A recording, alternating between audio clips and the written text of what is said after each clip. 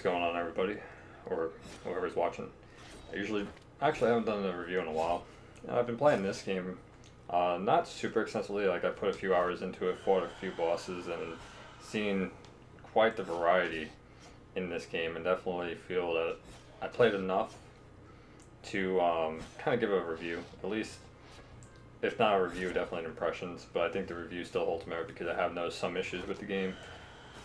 But overall, I think this is a really cool game. If you like Salt and Sanctuary, definitely check this out. Or if you just like Dark Souls and those kind of games, check it out.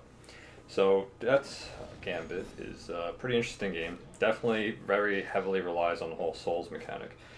But the thing is, though, is that when you think of a Souls game in 2D, like I mentioned before, Salt and Sanctuary, I feel this game does enough unique ideas to basically create its own identity. Like, for example, Salt and Sanctuary was a great game, great Souls game, but the problem is that it was too much like Souls and really just kind of flattened what was already there with, Dark Souls. This game does some crazy stuff, and you'll see later in the video, some of the boss fights are just, they would never exist in a Dark Souls game, and they wouldn't really exist very well in a 3D game too much either. Maybe something like Bayonetta would get kind of close, but they're pretty much using the fact that they're in a 2D environment to really, maximize their creativity, maximize what they can do without making it seem too, outlandish and crazy to manage. Sometimes that can lead to the camera zooming out a great deal, but I never felt that it took away from my control or visibility to the point where I couldn't accurately avoid things. So if I got hit, it was still basically on my own fault. But here's the thing, remember what I mentioned about there are some flaws? Well, with the PC version, I'm playing in Windows, so if you see that the zoom is kind of weird, it's because I basically had to crop a window that was in a weird resolution to begin with. So if you're in 140 frames with a faster than 60 hertz monitor or television, the game is on super speed. Apparently they're fixing that, which is great, but the fact that it released like that I think is a pretty big oversight, and that led to some other oversights. Sometimes I notice that my character just won't do something. I'll try and do a heal and he just won't.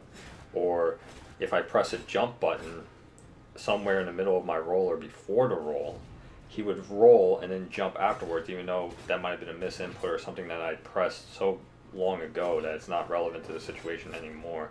So the game definitely rewards a little bit more of a clean input type thing, but at the same point it kind of forces you to mash sometimes, because sometimes trying to do your 3-hit combo or even your supers, sometimes you press them. I guess if you press them in an animation, I don't know, the consistency seems a little rough. The game definitely needs polish. So that's bringing the score down just a little bit. The music is great. The voice acting is great. I mean, they were smart. They didn't make your protagonist voice actor, which is weird because he has a set line of dialogue anyway. So I don't know why they kind of left him kind of quiet in most things. But it's still pretty cool, I guess, to put you into it more. But I guess if you're going to leave him a blank slate with dialogue, it would make sense to kind of give him multiple dialogue options, don't you think? So that was a little weird. Now, as far as boss designs, and I mentioned before with the 2D design, they actually went further in. We're going to see that in a moment here. With first I'm going to show you a little dialogue, and then I'll show you in a moment. But they pretty much start doing fights that are more in the sense of gimmicks more than just fighting, which is fine. Because I guess if you really break it down, every fight is is sort of a gimmick in some facet. But I fought this one called Dalamys, and I'm not going to explain too much on it, and you'll see it. But basically, it was a survive boss. You couldn't hurt him. You just had to outlast the whole little thing. That was a little weird. What I find weird about this game the most, as far as its pacing and overall flow, is that it tells its story through death. So if you die, the story will start coming around, and through these random narratives that seem to be unable to get away from. So I couldn't do anything with Dalamys to make it quicker. I just had to last. And the reason I even got to the Dalamys fight was because I went to an area that had a boss that you could not beat. They were unbeatable.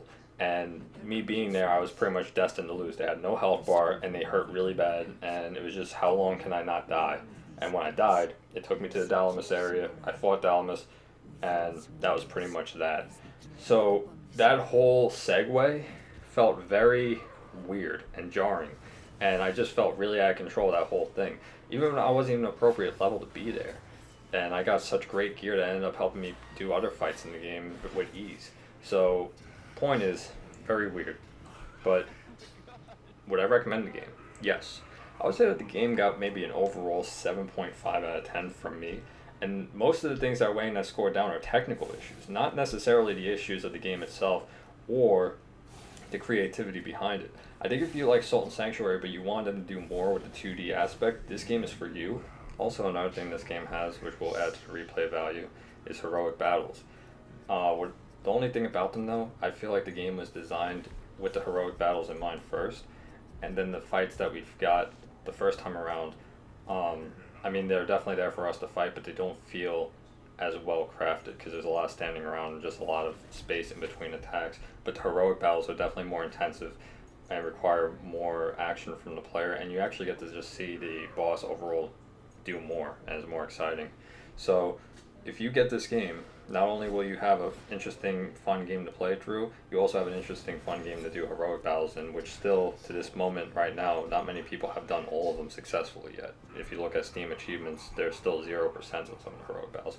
Yep, so that's about it. Hope you guys get the game or don't get the game. But overall, I hope you enjoy it.